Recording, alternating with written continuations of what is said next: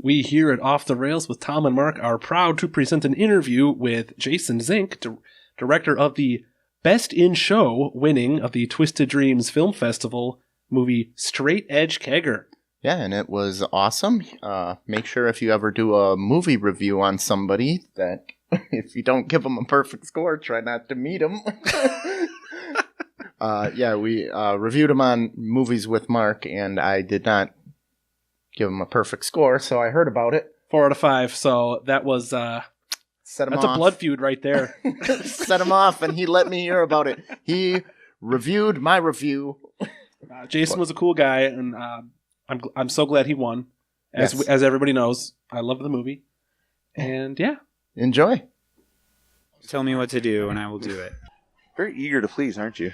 I am so eager. Oh my gosh, this is so rad. I can't leave this anywhere. Oh. They did a really good job of surprising me. I know, that was awesome. I did not expect that. I was like, oh, he's doing it. It's awesome. Did you guys already know? I did not. Did you know? I saw the trophies. I helped carry them in. Okay. So you saw that. Okay. But, we'll get that. Right. So we are here at the Twisted Dreams Film Festival 2019 with the winner, Best in Show. Whoop, whoop. Jason Zink. Did I say that right? Zink? Yeah. Right. Just like the mineral, but with a K. All right. What's your film Straight Edge Kegger? Straight Edge Kegger. Straight Edge Kegger. Now, when I'm a short judge, so you're the only feature that I saw beforehand. Oh, wow. So when I was going to watch it, I was thinking straight edge like razor. A lot of people think that. Yeah, I didn't know straight edge was a thing. Yes, a lot of people don't realize it's a thing. And I knew that not everybody would understand the culture, but I didn't realize how many people would have no idea. Explain the culture then. So it's basically a group of people, mostly in the punk rock community, who believe that you shouldn't drink, you shouldn't smoke, you shouldn't do drugs, and even things like you shouldn't have sex before marriage. And there's just different groups that believe more strongly in those ideals. So like there's a group called Hardline Straight Edgers who are normally vegan, and they believe in violence. It's sort of like a Malcolm X mentality, like by any means necessary. So they like punch cigarettes out of people's mouths. Yeah, you were talking out in the hallway. I said you ran into a group like that in real life. Yeah. I've gotten into issues with people. I've had not only arguments, but I've been punched at shows, and just for having a beer in my hand and going into the mosh pit. And I think the assumption by a lot of straight edgers is that if you drink, you're probably gonna be a jerk, be an idiot, and so that's where a lot of the so they handle it first. Yeah. And I don't necessarily disagree with it, but I do think there are problems with it. You know, I mean, I've been punched being totally normal at shows and just trying to get people to have fun. But that's also a part of the culture. Like if you're at a really chaotic hardcore punk rock show and you get punched, you really shouldn't be surprised. Really? Yeah. If it makes you feel better, I punched a straight edge guy. Yeah. There you go. I got him for you. You're fine. So this movie is about kind of the downfall of a straight edge gang and one member trying to get out of it. Yeah. It's just about when the idealism goes too far. It's like overcorrection, you know? Yeah. Like the way that they start in their beliefs is admirable, really. But then when it becomes the point where they're bullying everybody else, it's like they're the new dictator. Yes. Yeah. This would be great for a sociology class because it's the time and place where it's admirable. Yeah. Like a lot of people, you know, if you commit suicide, a lot of people think that's disrespectful to your family or whatever. But if you do it in Japan, it's the noble right thing to do. So it's a time and place. And I think, you know, straight edge could be right now noble, but in a different time or place. If you're not drinking, you got the problem. Yeah. You know, so I think this would be a great thing to study. And we did a review on this, and I kind of said I wanted more of the backstory. I wanted to see these at the... I am so happy I can talk about this right now. Because I heard your review, and I actually agree with basically everything that was said. Aside from the opening being 15 to 20 minutes, it's 7.5 minutes. I'm just saying. I'm saying. But I get it, especially if you're not into the culture. It seems a little long. But I want to what you were saying about more of the backstory. We had this awesome scripted. It was segments built throughout. There was a lot like SLC Punk, where they break the fourth wall and they he explains things about what's happening, and there's all these cool montages, and we had all that scripted. And then when push came to shove, we had no time and we had no money left, and we just said, okay, well, I think the movie plays as is, so let's scrap it. But there's a lot of things in the movie that you really kind of have to have knowledge of this culture to fully understand the lines that are happening. I mean, I don't think you need to know it for the whole movie. You get what's going on. But when she says something like, or he says, no skinheads, and she's like, skins? And he's like, sharps, or red laces, not sharps. And the point is, red laces are Nazi skinheads, and sharps are skinheads against racial prejudice. But if you don't understand that, Yeah. it's kind of a throwaway line. And right there was supposed to be like a 3-minute segment that explained the culture more. And there were many of those built in that just couldn't happen. So somebody give us money and we'll go shoot those things. Yeah, that'll help. We'll Special put it in. edition, right? Yeah. Well, there could be the director's cut, the longer Yeah. version if you buy the DVD. Yeah. Or Blu-ray or whatever. Yeah.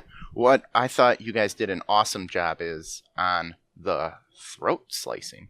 Yeah. Yeah. There are a Because couple of them.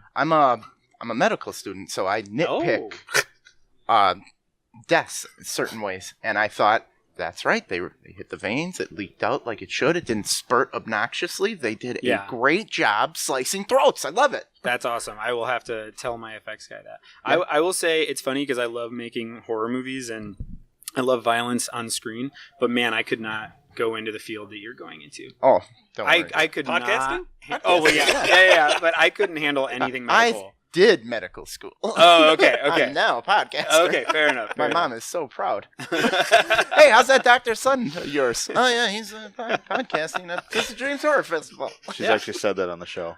Yeah. So how detailed do you get into that? Because you could go like a kill or something. Because I know you wanted to get more detailed into the culture but you couldn't. But then if you nitpick things like a throat slice, you're only going to please less than 1% of the audience. So how Yeah. detailed do you get into like your kills or something? Or Well, what I did, I mean, some of it is just you get stuck with what you get stuck with. I mean, whatever the effects guy can do and what's in your budget, like that's what you're going to do. But what I did initially was we watched some of our favorite movies, and I cut together kind of like a mock-up of the movie. So I cut together scenes from like SLC Punk and then like Friday the 13th and Green Room and just all these things. I put them together, and I would show my cinematographer and my effects guy. So like the throat slit specifically with the cop, that is directly taken from the throat slit that Tom Savini did in the original Friday the 13th. I said, mimic that. Make it look as close to that as you can, and that's where it comes from. so that cop, I have a question about that. Because when I looked at it, it looked like the exact cop from Terminator 2 that got the full house on the cup. Yeah. Exactly. I'm like, did he get that cop and just keep the same outfit and everything? No, no. And that's my buddy John, and his mustache is just begging to have him cast as every cop ever. And I think he's awesome in the role, but I don't know how he'll feel about that. Huh? Well, then he got mistaken. Every movie you That do, he got just mistaken? that I don't would be know. a cop. I don't know, but no, I can see it now. Now that you see I it, can yeah. see it. Yeah. And then the Terminator 2 copied him. There you go. That's great. So you won the award. Yeah. Yeah. Which I'm still kind of reeling from. You were also honestly. on the panel about distribution. Yeah. Have you distributed Straight Edge Kegger? No, we've gotten some offers, just nothing that has made us feel safe to jump yet. And honestly, You're like sliding pieces of paper back and forth. yeah, I mean, it's mostly emails, but that really is kind of it. We've had a lot of phone calls and Skype calls, and we've had some really cool people that are interested. But some of the ones that we're most excited about, they reached out and now they're reviewing and we're waiting to hear back from. We've had a conversation. I don't want to say names, but we had a conversation with somebody that we're really stoked on. But ultimately, what it's going to come down to is what we feel safe doing. Because we really kind of messed it up on our last movie. And our movie we shot it for $3,500. So it's not a big loss. But still, we could have done way more with it, which could have helped to fund the next one and get bigger and better things. So we're trying to be as careful as we can. Okay, Do you want to explain any of that? Or Yes, yep, if okay. you want, yeah. On Sure. our last movie, we basically got a signing bonus, and it was only $500, but we thought, man, we're getting paid $500 Cha-ching. up front. It's only a $3,500 movie. Of course we're going to make our money back. And then we never saw another dime. We had no control over the marketing. We had no control over the cover of the movie. And they've always been very kind to me. Like when I talk to them, they seem great. Even one of the people from that company even backed our Kickstarter on this movie. So I can't say they're bad people wholly, but they definitely didn't do right by us, I don't think. So it's just made us be a little bit more realistic about our expectations. And ultimately, I may self-distribute the physical media. I don't know. I don't want to do that because it's a big pain and it's going to be another 2 years of just trying to make our money back. But it's like, it's a DIY punk movie. So maybe what we need to do is do it ourselves. Okay. So there's no way that the audience right now can go and find it yet? No, they cannot. You had to come to Just- Twisted Dreams. Yeah, just film festivals right now. I will say that we are trying very hard because a lot of people, even our Kickstarter backers, have to wait and go see it at film festivals because we're scared that it's just going to get leaked and then all of a sudden we're not going to get anything. So what I'm telling people is I'm doing my damnedest. I hope that's okay. Yeah. Oh, okay. Yeah. Oh, we can say okay, cool. You Because can I say cuss a whatever the lot. fuck you want. Okay, It's I'm fine. trying to be okay about it, but I have a really bad mouth. I got a mouth like a trucker, dude. You're fine. But I'm trying to tell people like in the next 3 to 6 months we will have some form of this movie out. Okay. I don't know what that's going to look like, but really, I'm not going to wait a year. You know, in 3 months, I'm probably going to make the decision, and then whether I self-distribute or go with other people, it'll probably be another 2 to 3 months until it really happens. So when you so like 6 months, self-distribute, does that keep you from other work then? Oh, You're yeah. not going to be writing or film directing. Well, you're so going to be... I am really excited about the next movie, but I funded a lot of this movie on credit cards, which is it sucks.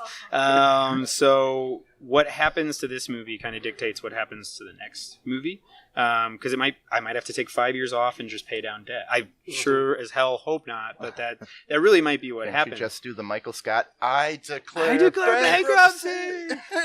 We're about to throw an Office trivia party. She's like the biggest Office nerd in the Nice. entire world. Yeah. So do you have any other film festivals that you've scheduled?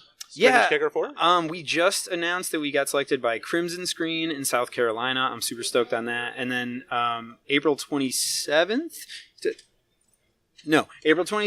is Windy City Horrorama. And so we're playing in Chicago for that. And the reason we're excited about that one is because it's a little more local to us, and like our cinematographers from there, a lot of our actors and crew are from up there. So we're going to throw a big... Now, make sure when you send them a screening, you include this award title. You have because- no idea how much you're going to see this all over my stuff now. Yeah, because some of the films, like right before they flashed, they were like, award, Yeah. throwing it. Like, hey, you're we're- an idiot if you don't choose this because We are smarter just, people than you we picked are this. just about to start editing a like faster trailer that's a little more like fitting the punk rock vibe. So it'll probably be a photo of me like with the award. I'm so excited about it. I can't believe it still. I can't believe it. Oh, that is awesome. What made you want it to take such a hard left turn? That happens in a lot of movies because it was just cruising along kind of nice. It's just a and fun then- coming of age story. Yeah. And then, whoa! I guess The audience isn't going to know what I'm talking in- about, but it yeah. does make a hard left in that movie to almost like a secondary movie where Do you you- could have started a movie do there. you have another hour? No. We do, the venue doesn't.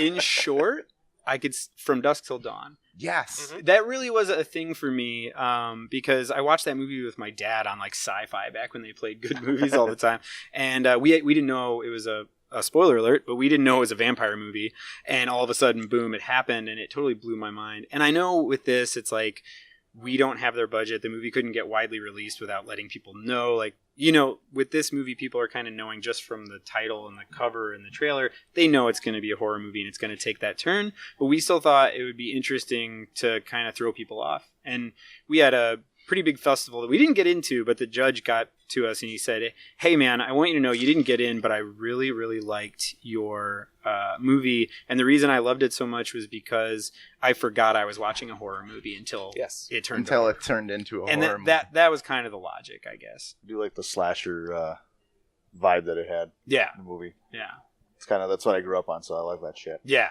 Me too. Your next kind of thing. Yeah. Love it. So yeah, I love the time you took to build up James's character. Yes. And because that way he felt real. He wasn't just some random masked home invader. Yeah. He was someone, and we may not agree with his logic, but we understand his logic, and that almost makes it more terrifying. Yeah. Because, like, oh, I know people who might in another world do this. Brilliant. It's a well-written character. Thank you. Yeah, we wanted it to just feel real more than anything else, especially because we don't have the budget to make some big, beautiful blockbuster of a horror movie. You know, we wish we could do that and shoot on a red camera and stuff. And You just need more credit cards. I know. Free money. If only. So that's what we thought. We were like, let's make it as real and like visceral as possible, so that people can hopefully not worry so much about the money that we didn't have, I guess. Excellent. Well, all right, Jason. Well, congratulations on everything. Thanks for sitting down. so with much. us. Yes, thanks for making time for us. Thank you so much, guys. Thank you. He literally just won this award like 20 minutes ago. We let him bask in some glory for a little bit, and then we pulled him. I do like down. being the first interview that he did after he won the award. Yeah. Oh my gosh, I'm so pumped. All right, thank you very much. Thank you guys so much.